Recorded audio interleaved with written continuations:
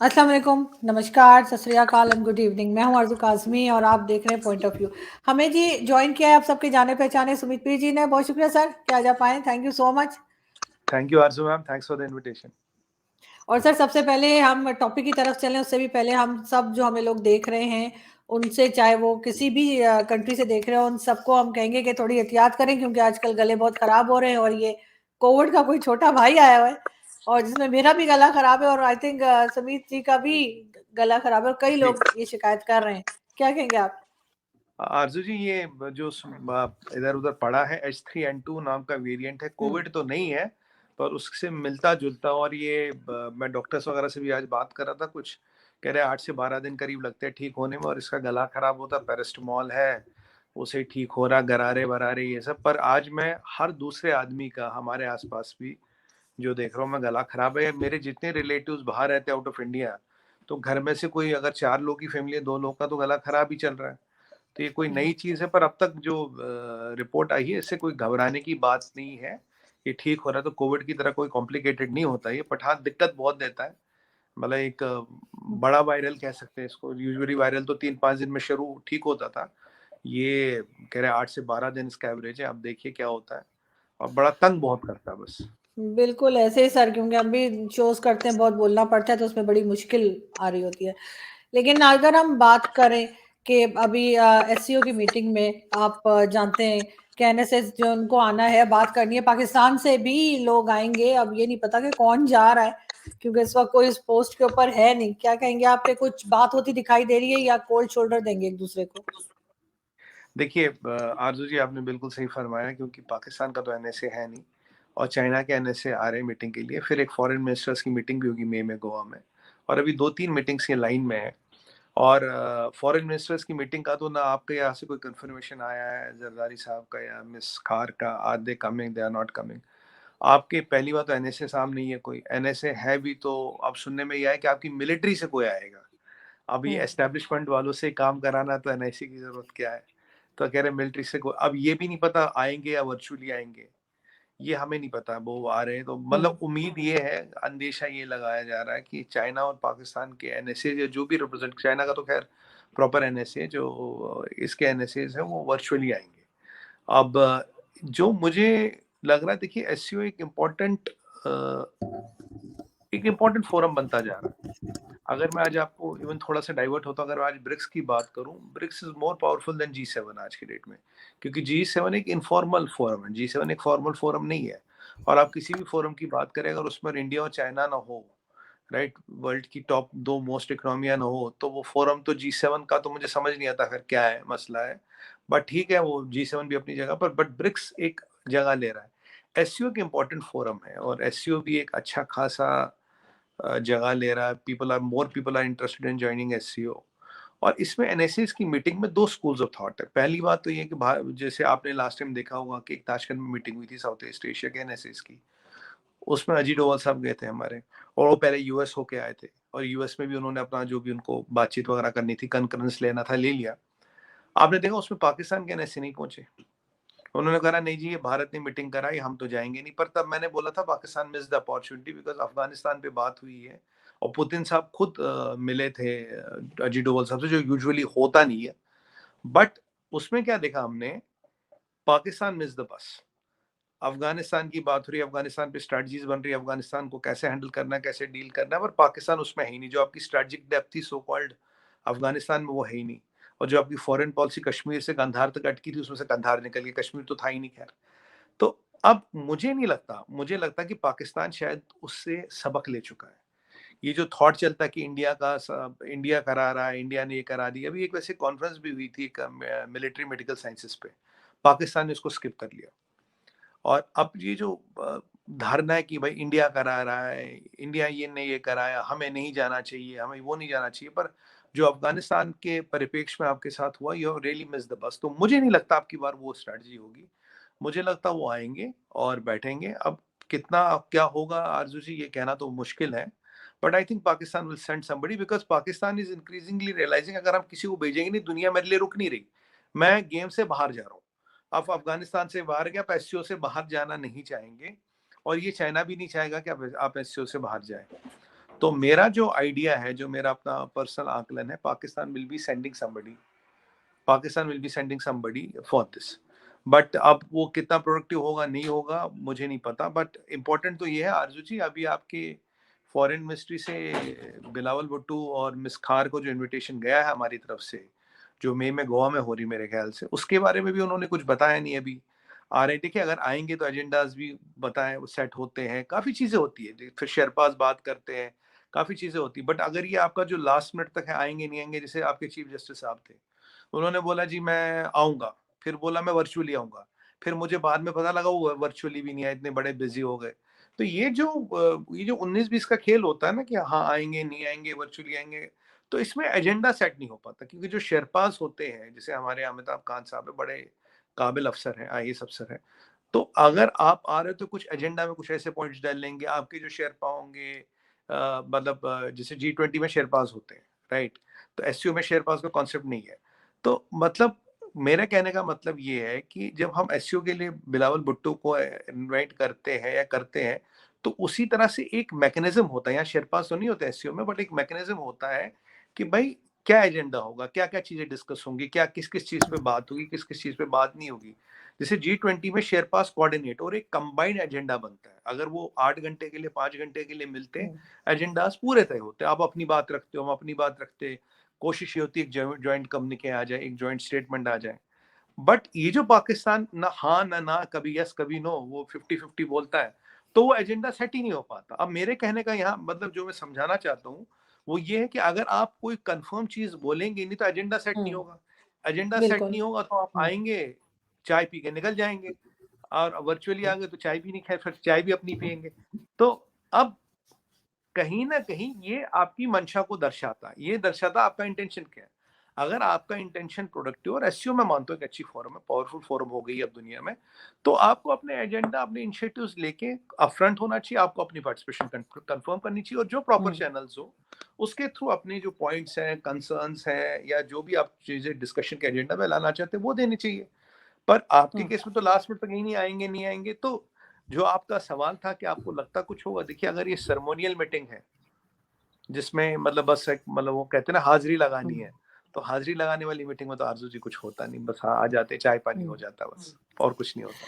बिल्कुल, लेकिन सर हो सकता है कि मुझे मैं सोची थी कि वो, क्योंकि मैंने फ़िल्म शोले इतनी बार देखी है कि शायद इतनी बार तो जिन्होंने बनाई उन्होंने भी नहीं देखी होगी, कि शायद वो कोई सिक्का उछाल रहे हो, वो मिस खार और बिलावल भुट्टो के क्या करना है जी, हेड आए तो जाना है, टेल आए तो नहीं जाना है, ऐसा कुछ शायद डिसाइड कर रहे हो। पर लेकिन शोले में खैर आपने ये भी देखा ना, सिक्के के दोनों तरफ हेड ही थे, वो वाला वही सिक्का है, तो नहीं उनके पास कहीं। मुझे लग रहा है उनके पास वही वाला सिक्का है, क्योंकि हर हाँ बार ये ये दिक्कत, इसी किस्म की बात करते हैं, मुझे लगता है वही सिक्का उनके पास है। हाँ लेकिन सिक्का मंगाने सर मैं आपसे ये भी पूछना चाहूंगी, और बहुत सीरियसली मैं चाहती हूँ कि पाकिस्तान के लोग जो देख रहे हैं या जो हमारे पॉलिसी मेकर्स हैं उन तक ये वीडियो जाए, कि हम थोड़ा सा सर ये सीखना चाह रहे हैं। तो आपकी इकोनॉमी जो है जिस तरह से ग्रोथ करी है, भारत ने नंबर 5 के ऊपर है आप लोग, तो वहां तक का सफर जो है वो कौन सी चीजें ऐसे आपने की जिससे आप वहां तक पहुंचे, और दूसरा भी एक्सपोर्ट भी आपकी जो है मेरे ख्याल है 750 बिलियन जो है वहां तक पहुंच गई है। तो थोड़ा सा सर, क्योंकि मुझे लगता है कि हमें बगैर किसी अपने नखरे दिखाए या बगैर ये बताए कि हम बहुत बड़ी चीज है, हमें भारत से कुछ ना कुछ सीखना चाहिए, खास तौर पे इकोनॉमी जिसमें इस वक्त हम फंसे हुए हैं। तो सर आप क्या कहेंगे कि किस तरह से वहां तक का सफर हुआ आप लोगों का?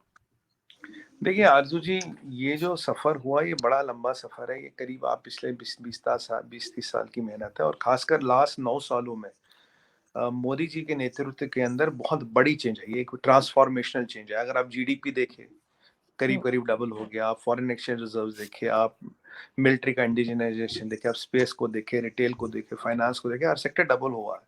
मतलब फिनोमिनल ग्रोथ की, इंफ्रास्ट्रक्चर पे बहुत पैसा लगाया गया, ease of doing business, highways बनाए गए, डैम्स बनाए गए। हमारे यहाँ कभी भी at any given point of time 8,000 developmental project चलते हैं, 8,000, और अगर वो कोई कंप्लीट हो जाते और बनाए जाते हैं। अगर आप देखें इंडिया ने कितना इंफ्रास्ट्रक्चर ऐड किया, कितनी इंडस्ट्री ऐड की।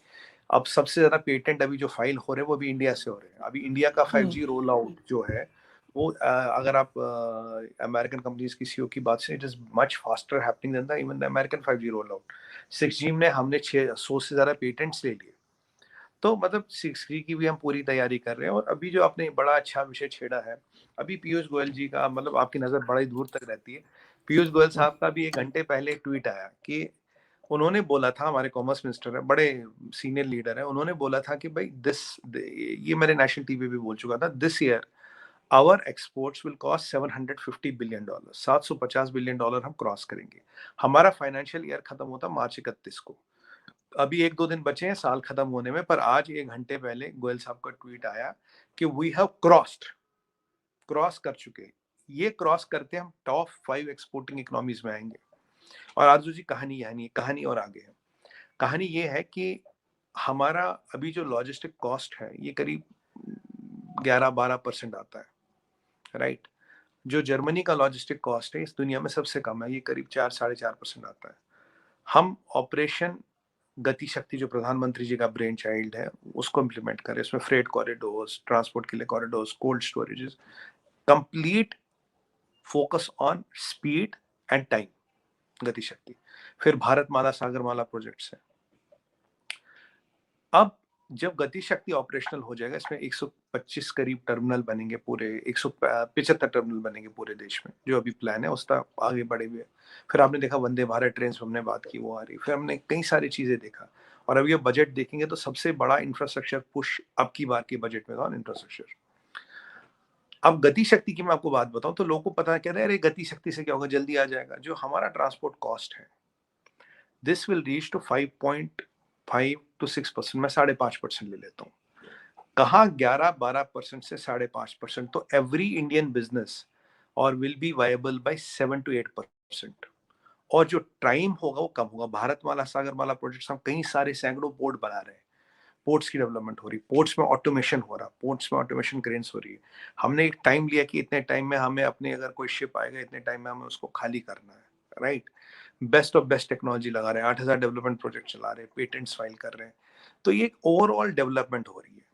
तो जैसे हमारा अब जैसे हमारी लॉजिस्टिक कॉस्ट कम होगा, हमारे बिजनेस मोर वायबल होंगे। जैसे ये इंफ्रास्ट्रक्चर बनेगा, we can export more from ports. By the time ये इंफ्रास्ट्रक्चर बनेगा, हमारे पोर्ट्स बन गए होंगे, राइट? और मेरा ये है, मैं आपको बता दूं, bye 2030 we'll be exporting $1.5 trillion, $1.5 trillion of goods और $500 billion of services, तो 2 ट्रिलियन में पहुंच जाएंगे। बट इसमें एक पेच है। अभी करीब 18 कंट्री, मैंने आपसे बात की है, किसी और से बात की मुझे ध्यान नहीं, कभी 18 countries have agree to do rupee trading with us. ठीक है जी, मतलब उनके साथ बात होगी, सब कुछ एग्रीमेंट्स आर इन प्लेस।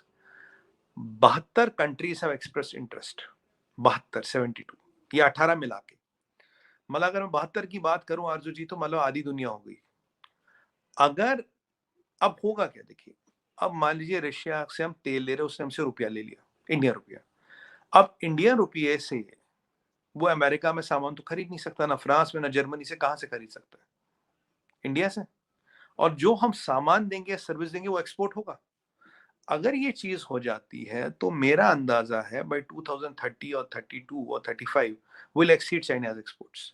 कि अगर 72 कंट्रियों के पास इंडियन पैसा होगा, उस पैसे का कहाँ यूज करेंगे? हमसे गुड्स या सर्विस लेने में। जो हमारी नॉर्मल ट्रेजेक्ट्री है, तो मुझे $2 ट्रिलियन दिख रहा है 2030-32 तक। बट अगर ये वाला 72 कंट्रियों के साथ हो जाता है, इसमें बहुत जियोपॉलिटिकल चैलेंजेस है। आप देख रहे हैं कि खालिस्तानी एक्टिवेट कर दिए गए पूरे दुनिया में, और काफी सारे लफड़े झगड़े हो रहे हैं। और अभी बहुत कुछ होगा। ये शुरुआत है, ये अभी पिक्चर का ट्रेलर भी नहीं है, भी बता दूं आपको। और ये मैं आपके चैनल पे, बाकी नेशनल टीवी पे भी प्रेडिक्ट कर रहा हूँ, 6 महीने से 8 महीने से ये होगा। क्योंकि dedollarisation is an aspect which is happening. तो आरजू जी, तब ये जाके 3 ट्रिलियन आ जाएगा। और 3 ट्रिलियन अगर हमने चाइना को भी क्रॉस कर लिया, we might even cross China, we don't know, it is a possibility, we might even cross China. वैसे भी अभी 750 बिलियन पे हम टॉप 5 में आ गए। तो अब टॉप 5 हम इकोनॉमी जीडीपी में नहीं है, PPP wise we are number 3। Top 5 हम एक्सपोर्ट्स में भी आ गए। आज एक और चीज मैं आपको बताऊं, आज हम करीब करीब 5,000 एपीआई इंडिया में बना रहे हैं। टोटल 12,000 एपीआई होती है मेडिसिन बनाने का, रॉ मटेरियल।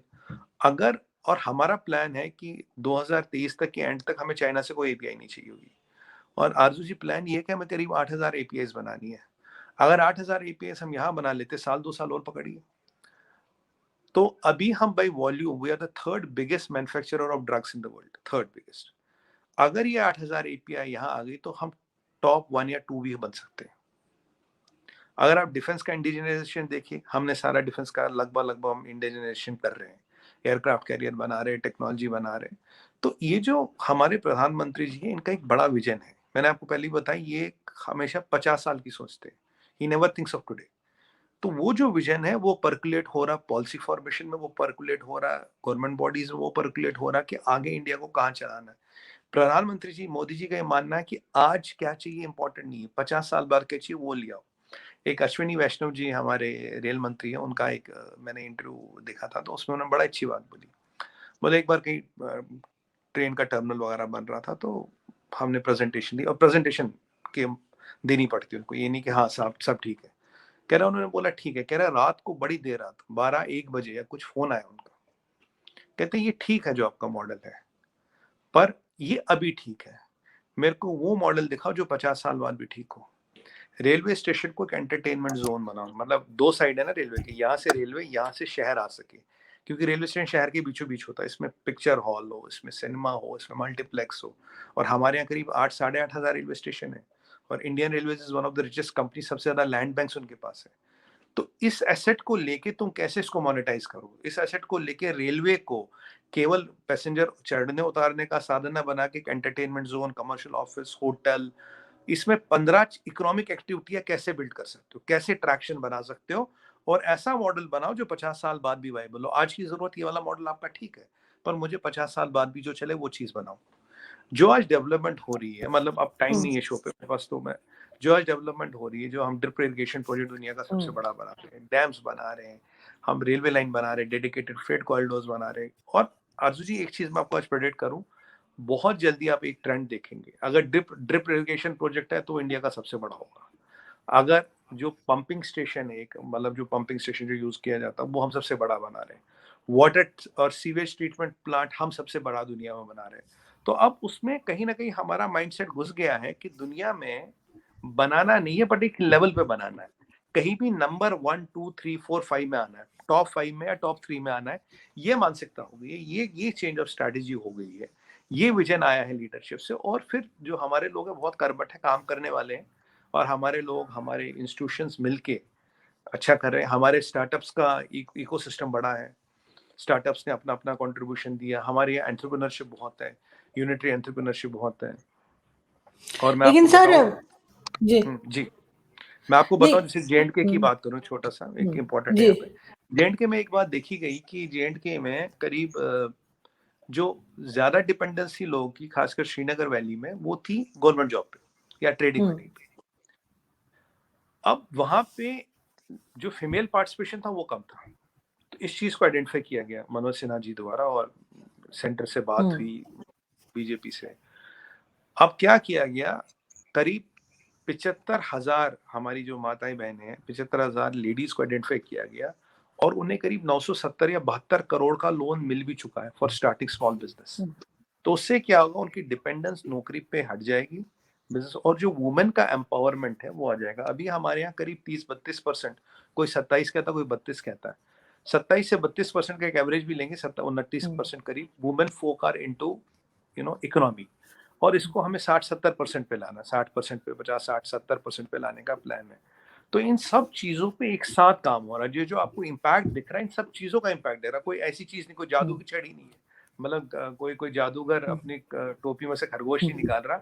बट आरजू जी, कहीं सारी चीजें एक साथ हो रही है, साइमल्टेनियस हो रही है, कोऑर्डिनेटेड हो रही है, जिसका ये इम्पैक्ट आ रहा है। ये विजन की बात है यहाँ, बात मतलब कोई फॉर्मूला की नहीं है, ये मैं क्लियर कर दूं, कोई फॉर्मूला नहीं है, क्योंकि यहाँ विजन की बात हो रही है। और ये जो मोदी जी का विजन है, ये अब एक्शन में होता नजर आ रहा है। 8-9 साल हो गए, जो विजन वो 2014 में लाए थे, वो एक्शन में दिख रहा है आपको। Vision translating into action and tangible benefits, ये अब दिख रहा है जी।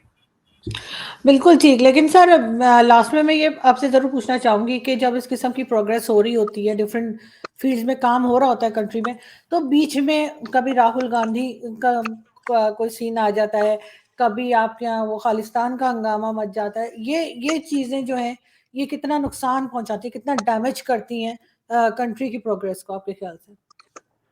देखिए आरजू जी, ये स्पीड ब्रेकर है, और जब स्पीड ब्रेकर पे गाड़ी चलेगी, गाड़ी तो हिलेगी, इसमें कोई डाउट है नहीं। और मैं आपको बताऊं, क्योंकि मैंने आपको थोड़ा, आज मैं नेशनल टीवी पे भी बोल चुका हूँ, देखिए अगर 72 कंट्री आपके साथ रुपी ट्रेड करने में इंटरेस्टेड है, अब कितनी 45 होगी, नहीं होगी, अगर आप 30-40 से भी कर लिया, देखिए 40-50 कंट्रियों ने अगर रुपी ट्रेड कर लिया तो रुपी एक करेंसी इंटरनेशनल बन जाएगी, रुपी IMF के बास्केट में आ जाएगी। ये बहुत से लोगों को मंजूर नहीं होगा। अमेरिका का वर्चस्व दुनिया में इसलिए चला है, वो डॉलर छापते थे, फिर डॉलर का आउटफ्लो रोकते थे। जब लोकल करेंसियां गिरती थी, डॉलर रिलीज करते थे, inflation generated used to transfer to the local currencies, ये मॉडल था हमेशा से।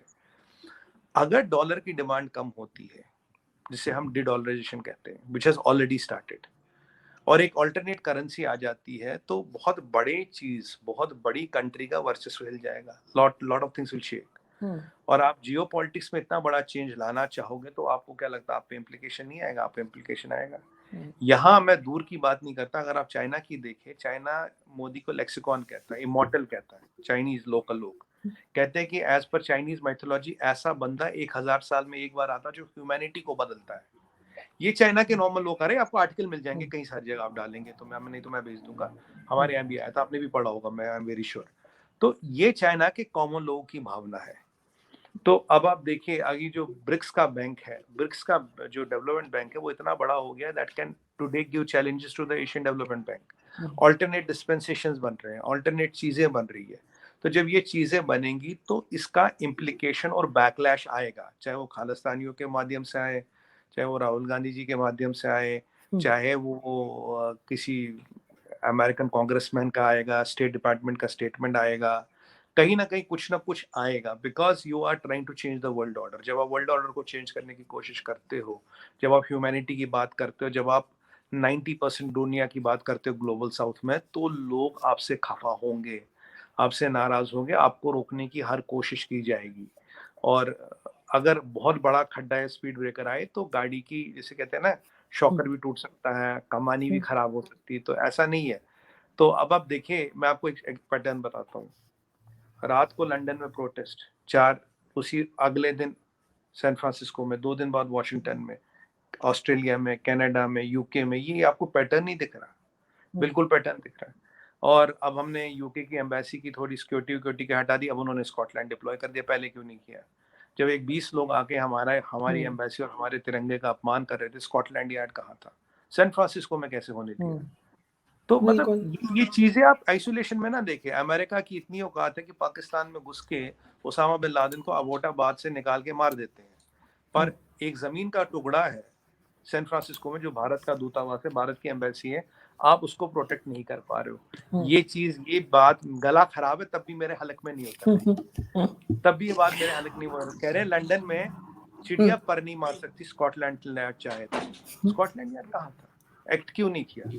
तो आरजू जी, ये चीजें तो मैं तो खैर बहुत खुल के बोलता हूँ, तो बहुत टाइम से बोल रहा हूँ कि ये चीजें होंगी, और कहीं ना कहीं हम इसके लिए तैयार भी है, तैयार होना चाहिए। राहुल गांधी जी कैम्ब्रिज जाके कहते हैं, भाई अमेरिका, भाई यूरोप, इंडिया में डेमोक्रेसी खत्म हो रही, आपने आंखें बंद कर ली।